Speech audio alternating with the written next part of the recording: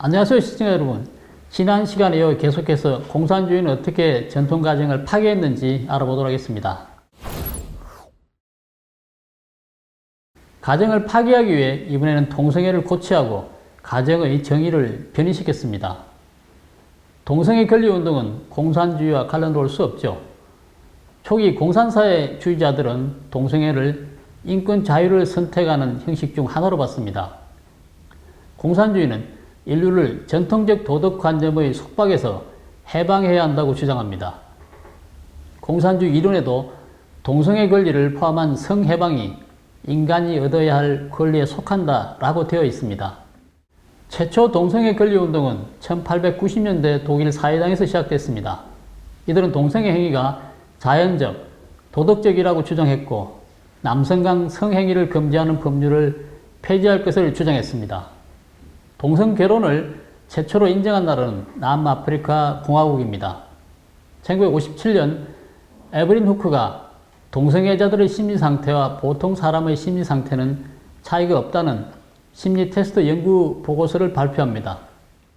이 보고서는 동성애 행위가 정상적이라는 중요한 과학적 근거가 되었습니다.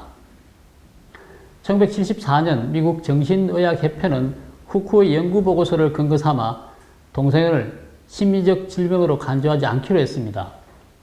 그러나 표결 당시 39%가 반대했던 만큼 과학계의 일치된 견해는 아니었습니다. 2015년 키니 박사는 후크의 적응성 테스트를 기준으로 삼으면 아주 많은 종류의 정신질환자가 심리적으로 정상에 든다며 그 문제점을 지적했습니다. 제노멜리아라고 불리는 자들은 건강한 팔다리를 잘라내고 싶은 강한 욕구를 갖고 있습니다. 플라스틱을 먹거나 자신의 신체를 자해하려는 욕구를 가진 자들도 있습니다. 이들도 사회에 잘 적응할 수 있겠지만 심리학에서는 이를 심리적 이상으로 봅니다. 그러나 이런 환자도 후크의 적응성 테스트를 기준으로 하면 모두 정상에 듭니다. 그래서 키니 박사는 적응성 테스트를 기준으로 심리 상태의 이상 유무를 판단하는 것은 사실상 논리적으로 모순이라고 지적하고 있습니다. 동성애 권리운동이 거세지면서 동성애 혐오는 강한 살상력을 가진 정치적 올바름이란 프레임에 씌워져 집중 공격을 받는 대상이 되었고, 동성애가 정신질환에 속한다는 주장을 하는 전문가들은 대부분 소외되었습니다. 그 반면 상당수 동성애자가 심리학과 정신병리학 전공자로서 동성애 심리학 분야의 전문가가 됩니다. 동성애를 정상적인 행위로 보는 논리를 뒷받침하기 위해 인용되는 과학적 증거는 성적 성향에 대한 적절한 치료 반응에 대한 태스크포스 보고서입니다. 이 보고서는 미국 정신의학협회가 2009년에 임명한 실무그룹이 작성했습니다. 키니 박사는 실무그룹 7명 중 위원장을 포함한 6명이 동성애자이거나 양성애자라고 지적했습니다. 따라서 이 연구는 과학적인 측면에서는 중립적이라고 할 수가 없죠. 이런 집단 표준이 인류의 보편적 가치와 정반대로 몰고 간다고 했습니다. 다시 말해서 부도덕한 행위를 함으로써 수치심과 도덕적 죄책감을 느끼는 것을 심리적 질병으로 간주하고 그 반대로 변이되고 부도덕한 행위를 정상으로 간주하게 됩니다. 이 적응성 기준이 동성애 행위와 동성 결혼을 합법화한 만큼 다음 단계로 소아성애자 행위 합법화가 추진될 것으로 보입니다. 오늘날 심리학의 적응성 기준에 따르면 유토피아 사회주의 시저 프리에가 부추긴 다양한 변태적 성자유, 즉 근친상간, 집단결혼, 수간 등을 모두 정상적인 심리상태로 간주할 수 있는 것이죠. 부부 개념에 동성부부를 포함할 정도로 결혼관이 왜곡됐습니다. 다음에는 근친상간은 물론 인간과 짐승 간의 결혼도 합법화될 수 있을 것입니다. 아주 심각하죠. 다음으로 가정을 파괴하기 위해 이혼 권리와 낙태 권리를 고취한다는 겁니다. 1969년 이전까지만 해도 미국 각 주의 이혼법은 타당한 이혼 사유를 제출해야 했습니다. 1960년대에 이르러 자유주의와 페미니즘이 등장하면서 전통가정은 큰 위기를 맞게 됩니다. 자유주의자들은 결혼의 신성함을 부인하고 세속의 단순 계약으로 그 격을 떨어뜨렸습니다. 페미니즘은 전통가정이 여성을 억압하는 도구이므로 이혼은 억압받는 여성들이 그 굴레에서 벗어날 수 있는 길이라고 주장합니다.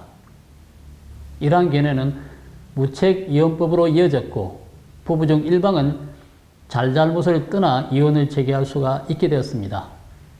그 결과 1970년대 미국의 이혼율은 급격히 증가했고 배우자의 사망이 아닌 이혼으로 해체된 가정이 더 많아졌습니다. 1970년대 초 결혼한 부부 중 절반 정도가 이혼을 하게 됩니다. 이혼으로 인한 피해는 자녀들에게 고스란히 돌아가게 되죠. 이혼이 자녀에게 미치는 부정적 영향은 깊고도 오래갑니다. 레이건 전 대통령의 양자인 마이클 레이건은 부모의 이혼이란 성인 2명이 아이에게 중요한 모든 것, 즉 아이의 집과 가족, 안전, 그리고 사랑받고 보호받는 느낌을 모두 회수해 산산조각을 낸 뒤 나가버려서 아이 혼자 그 모든 것을 수습하게 하는 것이라고 말했습니다. 낙태권 또한 인류를 해멸하는 또 하나의 수단입니다. 최초 낙태는 강간, 근친상간 등 부득이한 특수상황과 산모의 정신질환, 심리질환 등 건강이 좋지 않은 상황으로 제한했습니다. 성해방운동 지지자들은 섹스를 부부간으로 제한할 필요가 없다고 여겼습니다. 하지만 원치 않은 임신은 그들에게 큰 장애가 됐죠. 그래서 낙태 합법화를 피임 실패의 보완 수단으로 추진합니다. 그들은 인간은 만족스럽고 안전한 성생활을 할 권리가 있기 때문에 낙태할 권리도 있다라고 주장했습니다. 또한 페미니스트들은 내 몸, 내 권리를 앞세워 여성은 태아를 낳을 것인지 아니면 죽일 것인지 스스로 결정할 권리가 있다고 주장합니다. 이렇게 낙태는 부득이한 선택으로 출발해 태아의 생명을 마음대로 빼앗을 수 있는 단계에 이르렀습니다. 인간의 욕망을 방종하는 동시에 여성의 권리와 성해방을 이용해 태아 학살을 조장함으로써 사람들에게 엄청난 범죄를 저지르게 하고 생명을 신성시하는 전통관념을 짓밟게 했습니다. 이와 정반대의 경우가 있어 소개하겠습니다. 최근 뉴스에서 보셨겠지만 영국 20대 여성 캐슬리는 암의 일종인 골육종과 임신을 동시에 진단받게 되었습니다. 그녀는 뱃속의 아이를 지키기 위해 항암 치료를 포기하고 한쪽 다리를 절단한 채 건강한 아이를 출산해 우리에게 깊은 감동을 주었습니다. 암 발견 당시 의사는 그녀에게 2가지 안을 제시했다고 합니다. 낙태한 뒤 항암 치료를 받든지 아니면 아이를 살리려면 오른쪽 다리를 절단해야 한다고 말했습니다. 그녀로서도 쉽지 않은 결정이었지만 다음날 의사에게 자신의 결정을 알렸다고 합니다.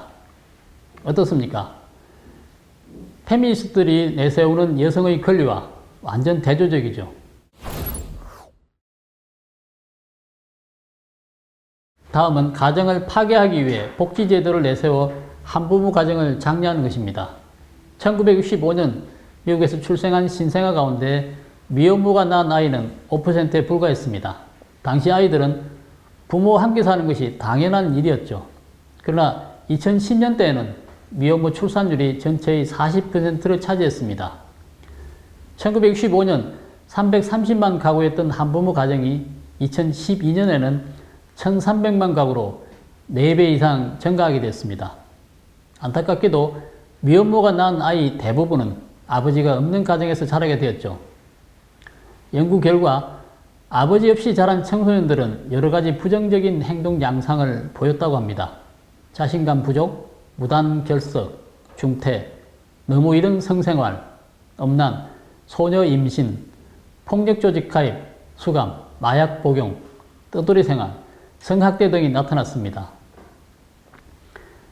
브루킹스 연구소는 청소년들의 빈곤 퇴치를 위한 3대 조건을 제시했다고 합니다.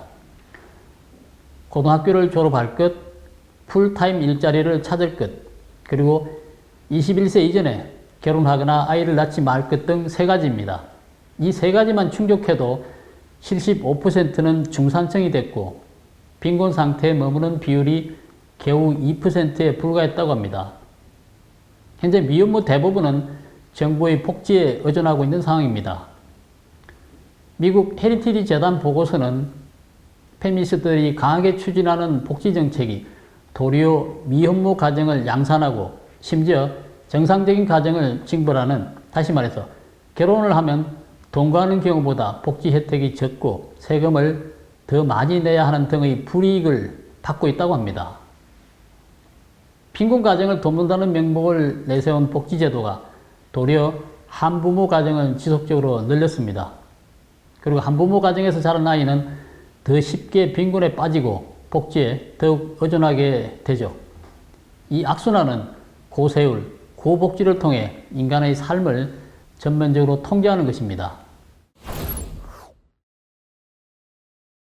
월스트리트 저널은 미국 통계국 자료를 인용해 2000년도에는 25세에서 34세 사이의 미국인 가운데 기혼자 비율이 55%, 미혼자 비율이 34%였지만 15년이 지난 2015년에는 각각 40%와 53%로 뒤바뀌었다고 보도했습니다. 성과 결혼이 완전히 분리되어 있는 오늘날 젊은이들은 굳이 결혼을 하지 않으려고 합니다. 필요할 때 만나 즐기는 후극과 같이 변이된 성행위는 애정도 책임도 없습니다. 무서운 점은 문화가 변이됨으로써 성적 정체성이 다양해졌다는 점입니다. 동성애를 비롯한 온갖 성행위를 뜻하는 단어는 원래 소돔이었는데 동성애 권리운동이 이 단어를 없애고 기쁨을 뜻하는 단어인 게이로 대체했습니다. 단통도 부정한 성행위를 일컬었지만 지금은 혼외 성행위, 동거 등으로 변했습니다. 현재 정치적 올바름 하에 성도덕과 동성애는 건드려서는 안 되고 사람들은 각 개인의 자유선택을 존중해야 합니다. 그리고 변이와 타락이 정상이 되고 욕망에 빠져 도덕적 구속을 받지 않는 세상이 되었습니다. 현재 50세 이하의 서양인들은 대부분 이런 문화가 있었다는 것을 기억하지 못할 것입니다. 아마 우리도 비슷할 겁니다.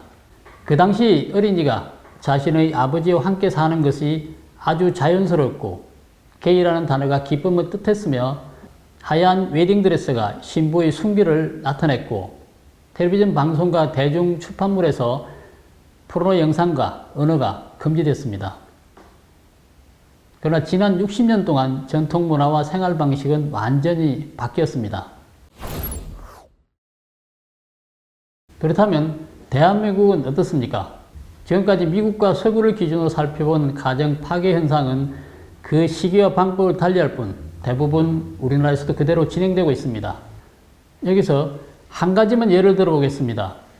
한국도 전통 가정을 파괴하기 위한 운동이 착실하게 추진되어 왔습니다.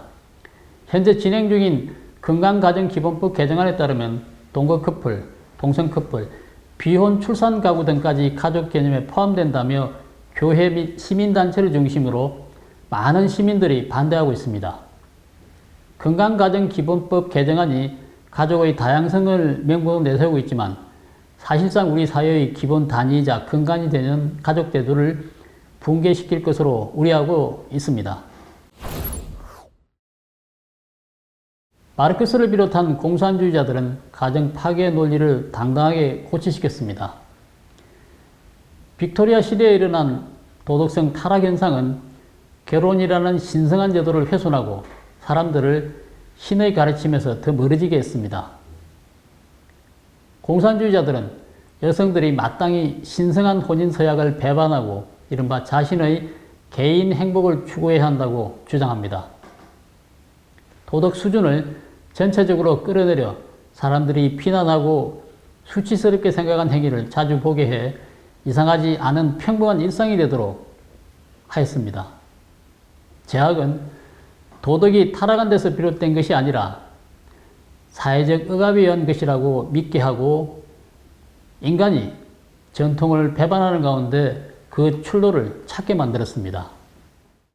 공산주의가 주장하는 여성의 권리, 동성애, 여성해방 등은 자유와 해방이라는 아름다운 단어를 사용하지만 궁극적으로 초래하는 결과는 여성의 존엄이 폄하되고 남성의 책임이 포기되고 가정의 신성함이 짓밟히고 양성사회의 도덕이 변이되고 어린 나이의 미래가 파괴되는 것입니다.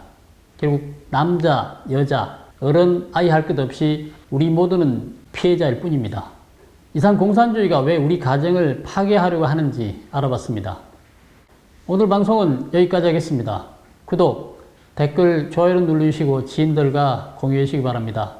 감사합니다.